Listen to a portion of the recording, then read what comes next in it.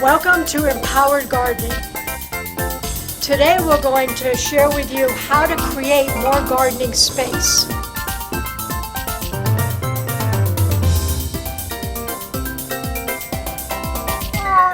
A great way to expand your gardening space is simply use any table that you have available, put it next to your deck or someplace else, and put some really fun containers on it. This is an old metal window box, but it has feet. And we were able to get this in a flea market. Now, metal in Southern California gets hot, so we can only grow succulents in it. So we have a couple nice different succulents, and they're doing quite well in this metal container. Another box we have is this plastic window box that I've painted to extend the life of the planter and also make it beautiful. So here we have onions growing, and we also have a very successful dandelion that we like to give to our neighbor's 50-year-old desert tortoise. A great way to expand your space is to put in a built-in container. Now this is made out of wood. It's weathered about 20 years or so, and probably the paint and the stain has come off. Easily. So when this was built, they had a plastic liner, but you can use metal liners, anything to keep the wood from rotting. Because when you water plants in, the water is going to stay in the wood. Right. And then we also have, speaking of liners, we also have this container that has one that's already built into it. You can see it's done its job. It's seen better days, but it continues to do its job.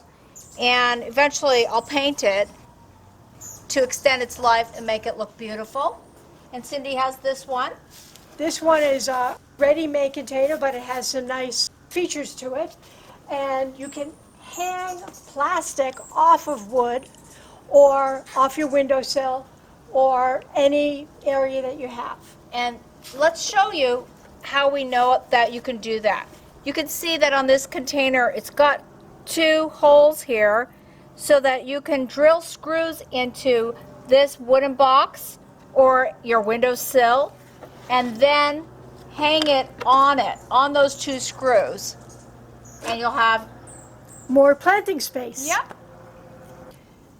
This shell is not only a beautiful accent for the garden, but it can be something to add plants to have a little mini garden. And these succulents don't take up much soil space, so they're perfect for it. Great. Now, I want to just create another little garden, and we're going to do that with some shells. This one takes about a handful of soil.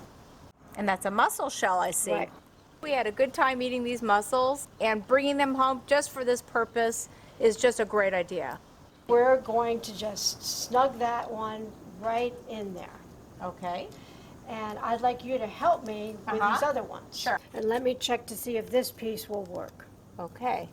So I'm adding soil to this.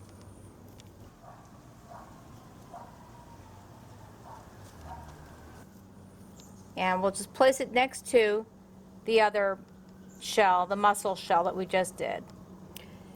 And this one looks like it's ready to go. It is. Another oyster shell that we just loved eating, bringing home, and putting in succulents and placing it here.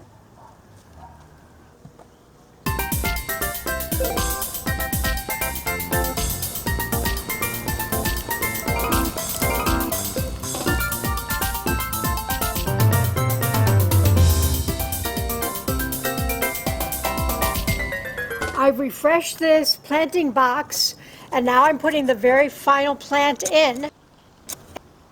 We grow plants in every container, and this is a fancy gelato container. And we're just going to take this out and put this plant right in. You'll always look in a planting to see what colors, the textures, and if everything is going to grow very happily together. And these will all do very well together. I'm going to just get that soil right over here, get them settled in, and these are going to grow very well here. Now, the last thing we do when we do any planting is Watering. We always water in the plants after we've planted. So I'm going to do that right now with this area that we've just planted in. It doesn't need that much, but we want to make sure it's going to be settling and in there nicely. this built-in didn't come with a self-watering system like many built-ins do today. So we want to consistently water plants. So Toshi and I are going to retrofit this box with a soaker hose, but you can use a short piece of drip irrigation too. The difference between the two of them is soaker hoses have the water coming out from all around. Right. So it is going to soak the area faster Right. than a drip, which is Definitely. just one. Drip, drip, drip, drip. You get the idea. So you can leave the drip system on all the time. The soaker hose you have to set up.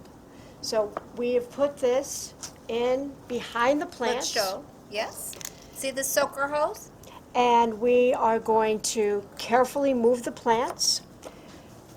And we're not going to bury this because they're living plants. But if you're able to take all the plants out, then put the soaker hose on the bottom or the Right. drip system on the bottom, Yeah, then that will work better. absolutely. Either way, you can do it at the beginning or at the end. It's up to you. Whatever makes it easy for you. Just make sure you have consistent watering and the plants will thrive. One of the ways to make gardening easier and fun is to find ways to have low maintenance gardening. And one of the ways is to have a drip system. This is taking care of this plant, and Toshi can show the other plants that it's connected to. All the way over here to the fern. Curb appeal is not for when you sell the house, but when you're making it your home. Thank you for joining us. Please subscribe to Eco Cindy, like, and share with everyone you know. Bye-bye.